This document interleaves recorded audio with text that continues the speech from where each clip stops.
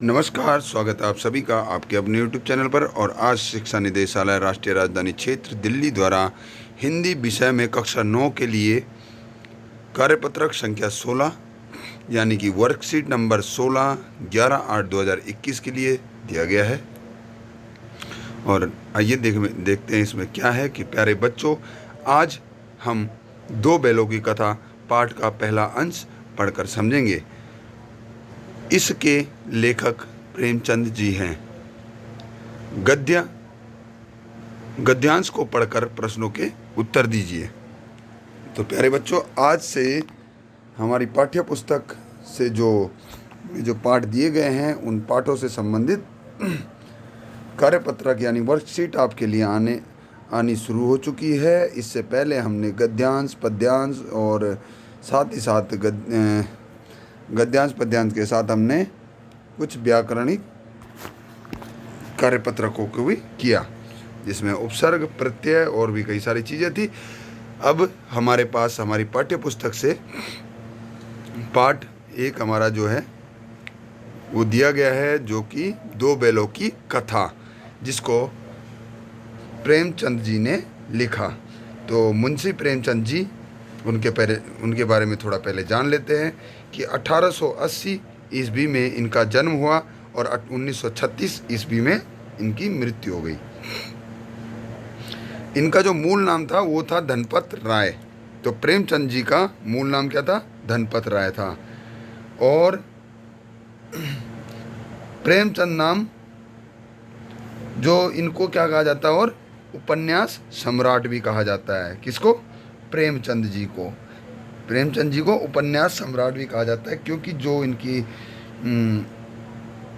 इनके उपन्यास हैं वे इतने प्रसिद्ध हुए कि उनका हिंदी साहित्य में और हिंदी में जब भी नाम लिया जाता है तो प्रेमचंद जी को बिल्कुल भी कोई भूलना पसंद नहीं करता, क्योंकि जो इनके उपन्यास है वो थे ही उस उच्च कोटि के कि उनको भूलना असंभव है।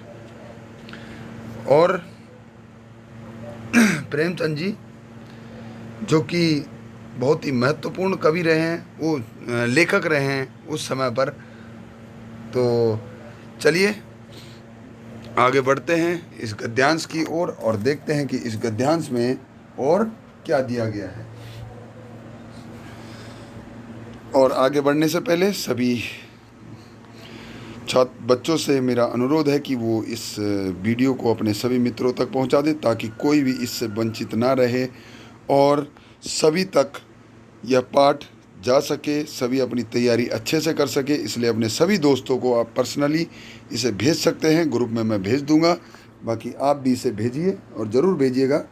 इस चैनल को सब्सक्राइब जरूर कर ले, ताकि आने वाली जो आगे की वीडियो हैं और जो हमारी पीछे की 16 कार्यपत्रक यानी वर्कशीट अभी तक पहले आ चुकी है, वे सभी आप इसी चैनल पर देख सकते हैं। और साथ ही साथ इसमें मैं धीरे धीरे टेस्ट भी डाल रहा हूँ। एक मैंने पहले भी 2 टेस्ट अभी तक ले चुका हूँ इसमें। तो आइए पढ़ते हैं पहले कि झूरी काची के दोनों बैलों के नाम थे हीरा और मोती। दोनों पछाई जाति के थे। किस जाति के थे? पछाई जाति। पछाई जाति बैलों की एक जाति होती है, ठीक है।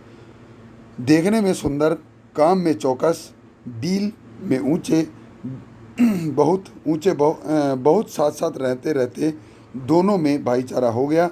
दोनों आमने सामने या साथ साथ बैठे हुए एक दूसरे से मूक भाषा में विचार विनिमय करते थे। तो एक दूसरे से मूक भाषा में करते थे, यानी कि मूक भाषा किसे कहते हैं? जिसमें आवाज़ ना निकले, ठीक है। जैसे हमने 8वीं में पढ़ा था कि एक पहली बोलती फिल्म थी आल हमारा। उससे पहले कैसे पिक्चरें बनती थी?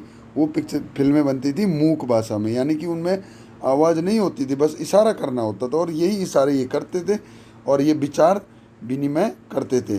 एक दूसरे के मन की बात को कैसे समझ जाता था? जो एक दूसरे की बात को समझ जाते थे, वो मन की बात को हम नहीं कह सकते, यह जानना बहुत मुश्किल है। बोला हम नहीं कह सकते कि वो एक दूसरे की बात को कैसे समझ लेते थे।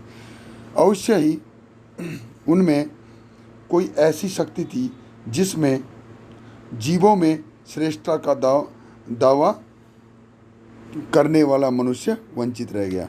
तो कह रहे हैं कि अवश्य ही उनमें कोई ऐसी शक्ति थी जिसमें जीवों में सर्वश्रेष्ठता का दावा करने वाला मनुष्य वंचित रह गया।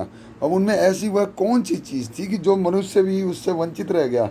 वह यह थी कि वो मूक भाषा में एक दूसरे से विचार विनिमय करते थे, और विचार विनिमय करते करते क्या करते थे, एक दूसरे की बात को समझ भी लेते थे और किसी को पता भी नहीं चलता था। तो ये उनमें श्रेष्ठता थी। दोनों एक दूसरे को चाटकर और सूंघकर अपना प्रेम प्रकट करते कभी कभी दोनों सींग भी मिला लिया करते थे। विग्रह के नाते से नहीं, विग्रह यानी लड़ाई के नाते से नहीं, केवल विनोद के भाव से, आत्मीयता के भाव से। जैसे दोस्तों में घनिष्ठता होते ही धौल धप्पा होने लगता है।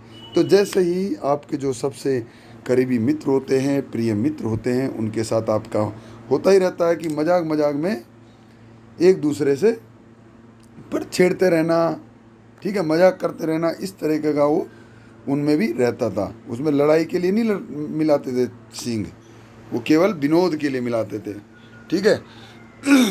तो ये छोटा सा गद्यांश आपकी पाठ्य पुस्तक से लिया गया है, और जिसमें पाठ का नाम है दो बैलों की कथा, जिसे प्रेमचंद जी ने लिखा है, उनके द्वारा रचित है ये इससे संबंधित कुछ प्रश्न देख लेते हैं।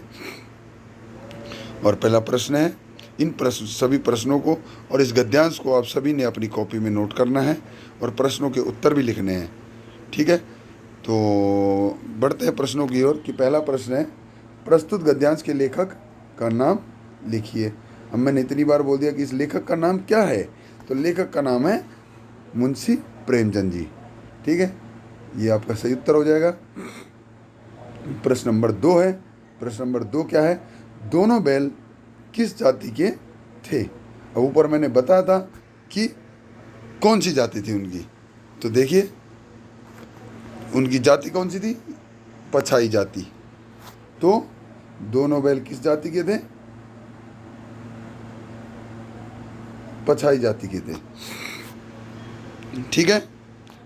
प्रश्न नंबर 3, दोनों बैल अपने प्रेम को कैसे जताते थे? अभी देखिए बैल अपने प्रेम को कैसे जताते थे, तो इसमें है चाट कर और सूंघ कर, देख कर, रो कर या खाना देकर। तो इसका सही उत्तर होगा चाट कर और सूंघ कर, जैसे ऊपर दिया गया है। प्रश्न नंबर 4 है हमारे पास। प्रश्न नंबर 4 क्या है, उनके स्वभाव की विशेषताओं का वर्णन कीजिए। तो भाई उनके स्वभाव का क्या वर्णन करोगे? भाई वो एक दूसरे से मूक भाषा में बातें करते थे, विचार विनिमय करते थे और एक दूसरे की बातों को समझ भी जाते थे, मन की बातों को समझ जाते थे। किसकी? मन की बात। यहाँ पे इसे जोर देकर कह रहा हूँ क्योंकि मन की बात समझना बहुत कठिन होता है। तो वो दोनों अपने एक दूसरे के मन की बात को समझ जाते थे, ठीक है। उनमें घनिष्ठ मित्रता थी और वे एक दूसरे से प्यार कैसे जताते थे? चाट कर और सूंघ कर जताते थे। साथ ही साथ वे क्या करते थे? कभी कभी एक दूसरे से सींग भी मिला लिया करते थे, यानी कि सिर मिला लिया करते थे, लेकिन लड़ाई के लिए नहीं, केवल विनोद के लिए, ठीक है। जैसे दो मित्रों में घनिष्ठता होने के बाद क्या होता है, अरे खूब मजाक होने लगता है, बिल्कुल खुल जाते हैं, तो वो चीज़ उनके अंदर हो गई थी। प्रश्न नंबर 5 देखिए, अवश्य ही इनमें कोई ऐसी शक्ति थी जिसमें जीवों में श्रेष्ठता का दावा करने वाला मनुष्य वंचित है। इस पंक्ति का आशय स्पष्ट कीजिए।